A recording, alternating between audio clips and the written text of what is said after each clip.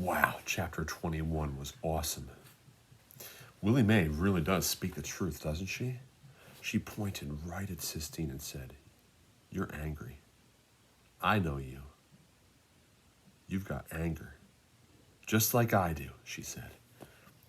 And then she thought it was really kind of interesting that there's Sistine paired up with Rob.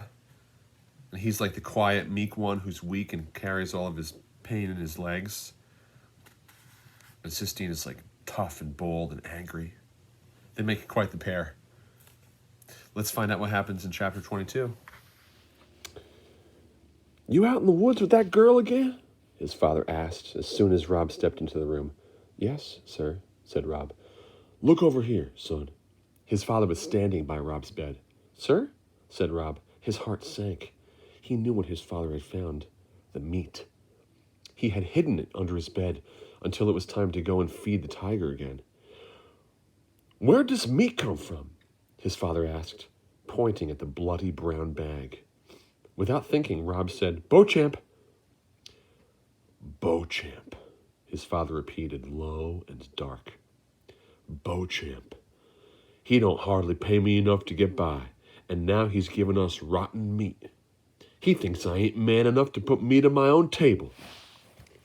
Rob wanted to say something, but then he thought of Beauchamp and held his tongue. "I ought to teach him a lesson," his father said. The cords in his neck stood out like twigs. He kicked from the bag of meat. "I ought to," he said, "making me work for less than nothing, giving us rotten meat." He went on and stood in front of the gun case. He didn't unlock it. He just stood and stared and cracked his knuckles. "Daddy," said Rob, but he couldn't think of anything to say after that. His mother had known how to calm his father. She would put her hand on his arm or say his name in a soft and reproachful voice, and that would be enough. But Rob didn't know how to do those things. He stood for a minute more, and then he walked over to his bed and grabbed a piece of wood and his knife. As he left the room, his father was still standing at the locked gun case, staring through the glass of the deer hunting rifle, as if he was trying to will the gun into his hands. Rob walked to the Kentucky Star sign. He sat down underneath it and leaned up against one of the cold, damp poles and started to work on the wood. But his head was too full of his father's anger and Sistine's tears. He couldn't concentrate. He looked up at the dark underside of the sign and recalled lying on a blanket, staring up at a big oak tree.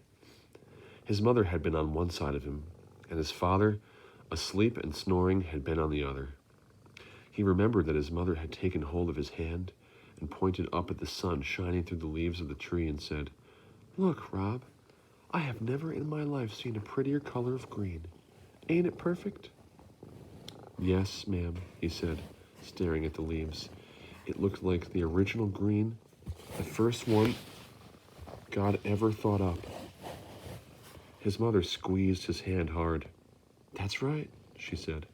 "The first one God ever thought up. The first ever green. You and me, we see the world the same." He concentrated on that green. He let it seep through a crack in his suitcase of not thoughts and fill up his head with color.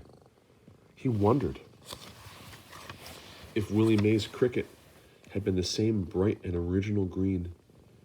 That's what he thought about as he carved. And so he wasn't surprised when he stopped and held the wood away from himself to see a wing and a beak and a tiny eye. It was Cricket, Willie Mae's cricket, coming to life under his knife. He worked on the bird for a long time, until it looked so real that he half expected it to break into song. When he finally went back to the room, he found his father asleep in the recliner. The gun case was still locked, and the bag of meat was gone. He wouldn't be able to feed the tiger in the morning. He would have to wait until Beauchamp brought him another package. Rob went and stood over his father and stared down at him. He looked at his heavy hands and the bald spot on his nodding head. He was memorizing him and trying, at the same time, to understand him, to make sense, some sense out of him, out of his anger and his quiet, comparing it to the way he used to sing and smile, when his father jerked awake. "Hey," he said. "Hey," Rob said back. "What time is it?" "I ain't sure," said Rob. "Late, I guess." His father sighed. "Go on and get me that leg medicine." Rob brought him the tube of medicine. Outside the motel room, the world creaked and sighed. The rain started in again, and his father's hands were gentle as he applied the ointment to Rob's legs.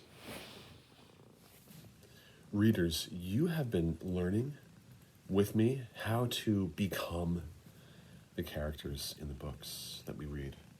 I've been teaching you how to become Rob, how to feel like you become Sistine, and all the characters, really.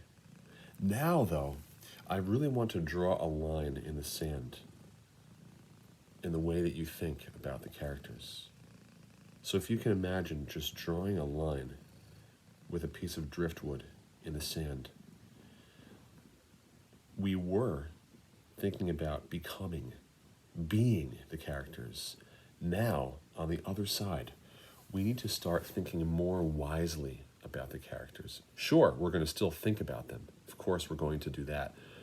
But we'll be thinking more deeply about them and in a slightly different way without really becoming them.